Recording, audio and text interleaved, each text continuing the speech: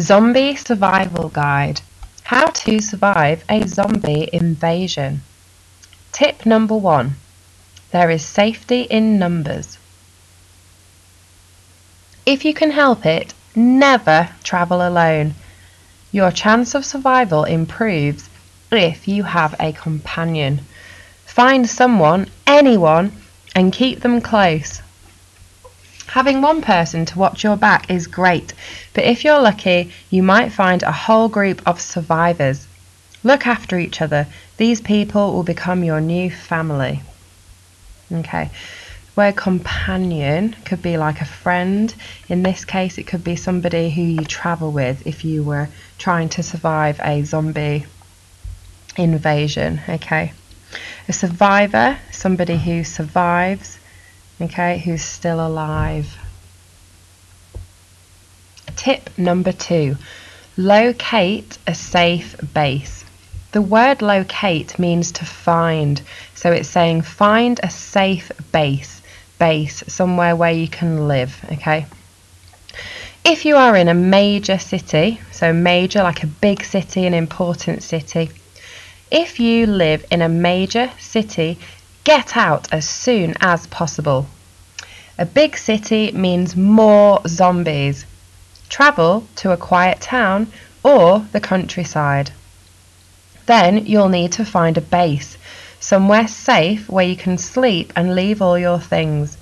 Choose a building which will be useful to you. For example, set up camp inside a supermarket for tinned cans and bottled water, or a library. Books are good for research and entertainment. Okay, so research, if you're researching something, that's finding things out. Okay, so you could research how to build a fire, for example, if you didn't know that. There's lots of different other survival things that you could research. So it's finding things out. Maybe you could research what kind of plants you could eat, things like that. Okay, how to recognize a zombie. So bloodshot eyes, so when your eyes are all red. Hunched shoulders, that means like all bent over. Slow, aimless movement. So the word aimless means you're not really thinking about it. So zombies, when they're moving, they're not thinking, oh, I'm going to this place. They're just walking around they're walking around in any direction. They're walking around aimlessly. What does it say under here? So yeah, hunched shoulders, like all bent over. So they're not standing upright. Rasping noises. So it's saying how to recognize a zombie. Listen out for some rasping noises. Rasping noises, it's like a harsh, maybe gurgling sound. So they don't talk, they can't say any words. They've lost that ability when they're a zombie, but they might still be making like a rasping noise. Ripped clothing, maybe it's got shredded in a fight, or they've caught it on something because they're not thinking about where they're going, so they might be banging into things.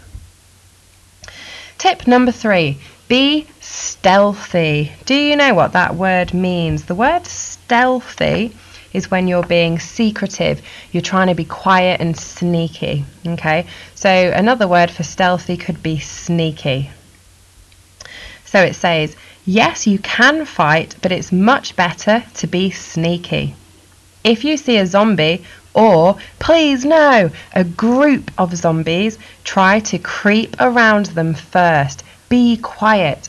Zombies are attracted to noise and will come running if they hear a sound. Don't fight unless you have no other choice. Because if you do fight a zombie, you could be killed, couldn't you? Or turned into a zombie, and you definitely do not want that. Tip number 4. Choose your weapon carefully. Blunt weapons, and let's talk about what the word blunt means. So blunt is the opposite to sharp. Okay, so blunt weapons such as hammers, baseball bats, or an axe make good protection. So I know the tip of an axe can be quite sharp, can't it? But Okay, so make good protection. They are durable, easy to use, and can crush a zombie's skull.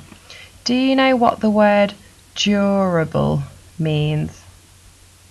If something is durable, it means that it's long lasting, so it's not going to break very easily.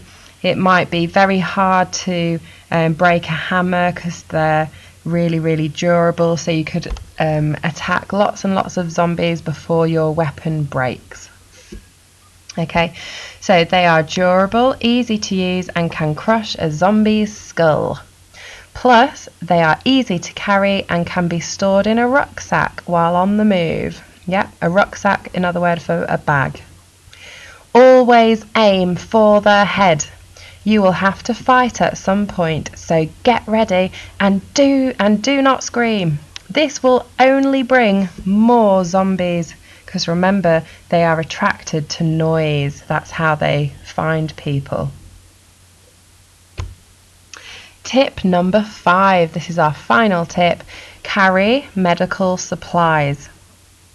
Trust me, you are going to spend a lot of time running, sliding over cars, climbing over walls, and jumping over dustbins to get away from zombies. If you're too slow, you will be eaten. All this activity means you will no doubt fall over, scrape your knees, and graze your elbows. You'll want to stock up on plasters, bandages, and antiseptic wipes. So when it says stock up, that means that you'll want to collect some and keep it with you. You're stocking up on supplies. Antiseptic. I think we did this word. This was one of our spelling words. Antiseptic. If something's septic, that's when a wound has got infected and horrible, and you could even die if it gets really super infected. Okay, so an antiseptic, if a word has got the prefix anti at the start, it's changing the word to the opposite meaning, so it's taking away the infection. Okay, so if you think about when you fall over on the playground, somebody who's giving you first aid might have an antiseptic wipe and quickly wipe the area before they put a plaster on. That's to get rid of any infection. So I'll read that bit again. You'll want to stock up on plasters, bandages, and antiseptic wipes.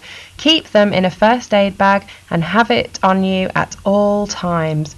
Zombies have a very good sense of smell, and unfortunately for you, they think your blood smells delicious like a Sunday roast dinner. Make sure you cover cuts and wounds so that the zombies won't sniff you out, and it will also stop you from getting an infection.